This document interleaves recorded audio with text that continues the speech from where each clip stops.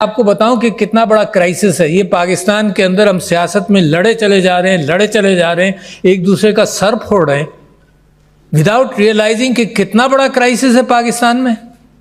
मतलब होश में आना चाहिए ना। घर को आग लगाते जाओ, ये एहसास ना हो कि कितना नुकसान पहुंचा रहे।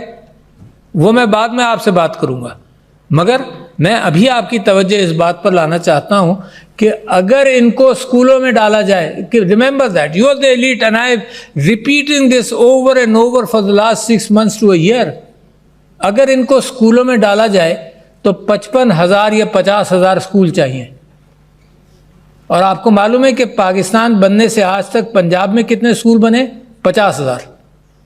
आपको मालूम है आपके बजट रेस्ट्रेंट्स का क्या हाल है? Every province is spending 25 to 30% on education. क्या आप सोच सकते हैं कि इससे ज़्यादा वो खर्च कर सकते हैं? नहीं कर सकते। लिहाजा क्या करेंगे हम? ना कोई सोच है। हम बड़े बड़े आइडियाज़ इस चीज़ के ला रहे हैं कि कहीं आपको कुछ पता ना चल जाए। ट्विटर बंद कर देंगे हम, क्योंकि हमारे पास कोई सोल्यूशन इंटेलेक्चुअल नहीं है मुकाबला करने का। हम पुलिस वाला भेज देंगे उसके घर में जो ट्विटर के अंदर कोई गलत बात कर जाए, because you don't have an intellectual capacity to handle this. आप सब यहाँ इंटेलेक्चुअल कैपेसिटी की बात कर रहे हैं, आप सब यहाँ फाइनेंशियल इंक्लूजन की बात कर रहे हैं। To include home? With 26 million children out of school, include home? किसके ऊपर आप भरोसा कर रहे हैं? ये इसको इग्नोर करना बड़ा ख़तरनाक है। ये वो लावा है जो फटेगा, और फटेगा जब आप इंक्लूजन नहीं करते। चाइना को 70s 80s में, 70s के बाद 80s में आज़ाद हुआ। आज़ाद नहीं, इंटेलेक्चुअली उसने सोशलिज्म को पीछे छोड़कर लोगों को एम्पावर करना शुरू किया। आपको 10 साल अंटिल 1992, 93, 94 ये पता नहीं चला चाइना कितना बड़ा जायंट बन रहा है। मगर उसके पीछे क्या काम था उनका? उसके पीछे इंडस्ट्रीज वो नहीं लगा रहे थे, उसके पीछे लोगों को तालीम दे रहे थे और लोगों की सेहत का ख्याल कर रहे थे। ये जो टच स्क्रीन है ना, ये बच्चों को भी एजुकेट कर देता है बड़ी तेज़ी से। तो 22 लाख फ्रीलांसर्स हैं पाकिस्तान में। आपका कोई कंट्रीब्यूशन इसमें नहीं, बहुत लिमिटेड कंट्रीब्यूशन। कि India, not China, not any country of the world, सबसे ज़्यादा जो फाइनेंशियल ट्रांजैक्शंस हैं थ्रू द डिजिटल मीडियम वो इंडिया में होते हैं, by value and numbers, more then in China. Did you know that? तो मैं फोकस करना चाहता हूं दो चीज़ों पर। एक तो ये कि लैक ऑफ लीडरशिप, एक ये लैक ऑफ डिसीजन मेकिंग। जिस मुल्क को ज़रूरत है, जिस मुल्क को प्यास है, उसमें लोग रोड़े अटकाते रहें। The bureaucracy keeps things slow. I know that. जिस चीज़ को मूव किया जाए वो मूव कम कर कई साल लग जाते हैं पॉलिसी बनने में और मामला चलने में। तो लिहाजा लीडरशिप, मूवमेंट फास्ट, और एक लीडरशिप जो एनलाइटेंड हो। और एनलाइटेंड लीडरशिप कहाँ से आएगी? इम्पोज करके नहीं आएगी, तलाश से आएगी। मैं आपको मिसाल देता हूँ, जब तलाश किया जाए तो मिलती हैं चीज़ें।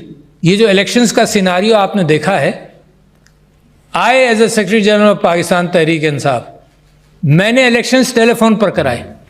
You may not know but know it today, because what happens with critical thinking and making of decision. मैंने 2011 में एज सेक्रेटरी जनरल टेलीफोन पर इलेक्शन कराए। कैसे कराए? इसके अंदर ऑटोमेटिक वॉइस रिकॉर्डिंग थी। Anybody who would put it, and 24 lakh या 25 लाख लोगों ने वोट दिया विदाउट एनी कंट्रोवर्सी। हालांकि सियासी इलेक्शंस के अंदर कितनी मारधाड़ होती है। आई रियलाइज द फैक्ट कि हर जगह कैंडिडेट्स के रिप्रेजेंटेटिव्स बैठेंगे, उनमें लड़ाइयाँ होंगी, वकीलों को भेजेंगे। हर डिस्ट्रिक्ट के अंदर, हर काउंसिल के अंदर इलेक्शन कराना है। तो we picked up the phone. Imagine that, and I am just therefore I am the capacity of challenging that what we were talking about was not picked up by the governments and all those institutions. यहाँ जब से मैं आया, देखो मुल्क crisis में क्यों जाता है? Because you don't make a decision which is necessary. क्या आया? हमने कहा कि यार ये तो बड़ा आसान सिस्टम है, टेक्नोलॉजी आ गई है, करो। तो ओवरसीज पाकिस्तानीज के लिए हमने कहा कि इसके थ्रू वोट होगा, सिक्योर कर लेंगे सब कुछ। लोकली हमने ये कहा कि ये मत करो, मगर इलेक्ट्रॉनिक वोटिंग मशीन कर दो। लोग घबराते हैं। क्या हुआ? बैलेट पेपर वहीं प्रिंट होगा। जब आप बटन दबाएंगे कि मैंने बल्ले को वोट दिया या तीर को दिया या किसी और को दिया, वोट प्रिंट होगा, आप देख लें, इसको लपेट कर बैलेट बॉक्स में डाल दें। मगर जो कैलकुलेटर है, simple calculator of the 50s and 60s, यार कोई बड़ी नई टेक्नोलॉजी भी नहीं है, वो काउंट रख लेगा। अच्छा ये काउंट है और वो काउंट है, उसको मैच कर लेना। अगर डिस्क्रेपेंसी है तो इवन आउट कर लो, कोई कानून पास कर लो कि डिस्क्रेपेंसी कैसे हैंडल होगी। वाईफाई से भी कनेक्ट नहीं करना, लोग कहेंगे कि तुमने जब गड़बड़ कर दी। It is there and here in the count. नहीं, vested interest didn't want that to happen to see where your country is today. जब आप फाइनेंशियल इंक्लूजन की बात करते हैं तो पॉलिटिकल इंक्लूजन के बाद फाइनेंशियल इंक्लूजन कैसे होगा? Tell me, answer to me. When you defy a mandate, how can there be peace in this country?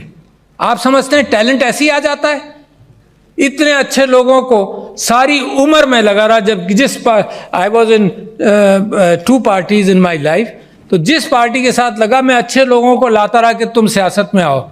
और अब क्या तमाशा देखता हूं कि अच्छे लोगों को मार मार कर, लड़ाई कर करके अच्छे लोगों को, आप में से कौन सियासत में आएगा? ये जो एक्सपर्ट्स हैं डरते रहेंगे।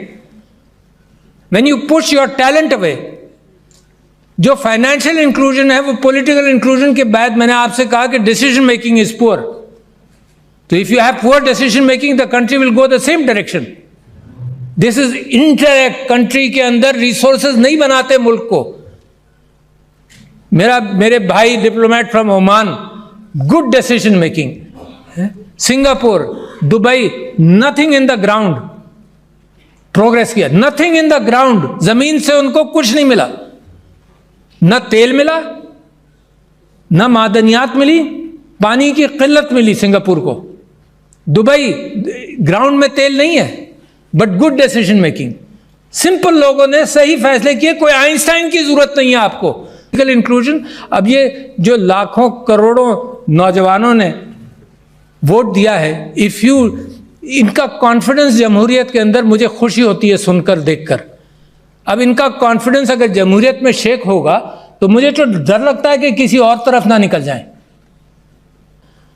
सो where is the problem? The problem is lack of good leadership, nothing else. कोई प्रॉब्लम नहीं है, यू हैव एवरीथिंग। इन मुल्कों का जिनको मैंने जिक्र किया था, उनके जमीन में कुछ नहीं है, आपके यहाँ तो जमीन में भी है, मगर इंसानों की तादाद 5th biggest country in the world as far as human intellect and people are concerned, and you rank so poor।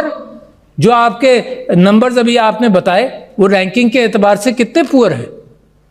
अपने रीजन के अंदर ही आप पीछे। जब तक ये मुल्क वेस्टेड इंटरेस्ट पर चलेगा, दिस विल नॉट प्रोग्रेस। दुनिया वेस्टेड इंटरेस्ट पर प्रोग्रेस नहीं करती कोई। इसी वजह से मैं समझता हूं कि among the last few speeches, one of mine is this, may be this may be the last, but at the same time अपनी प्रायोरिटीज को ठीक करें, है ना। अपनी प्रायोरिटीज के एतबार से pick up a good leadership, and this country has today proven the fact कि उन्होंने वर्डिक्ट भी दिया है। इस वर्डिक्ट को डिफीट करोगे तो फिर ये सब फाइनेंशियल इंक्लूजन वगैरह ये मारा फिरता रहेगा, थोड़ा थोड़ा तरक्की करेगा, ज़्यादा नहीं। This country needs a revolutionary अंदाज ऑफ थिंकिंग, फास्ट अंदाज।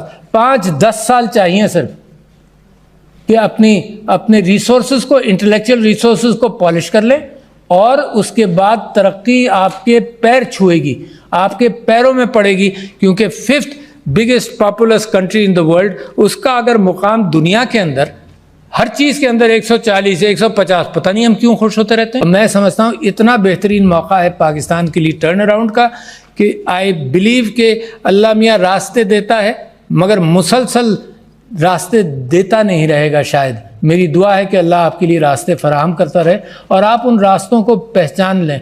ये गुमराही से निकल कर, ये रास्ते गुम कर देते हैं ना, उसी को गुमराही कहते हैं।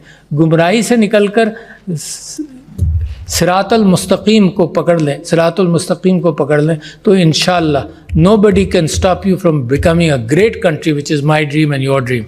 So thank you, ladies and gentlemen.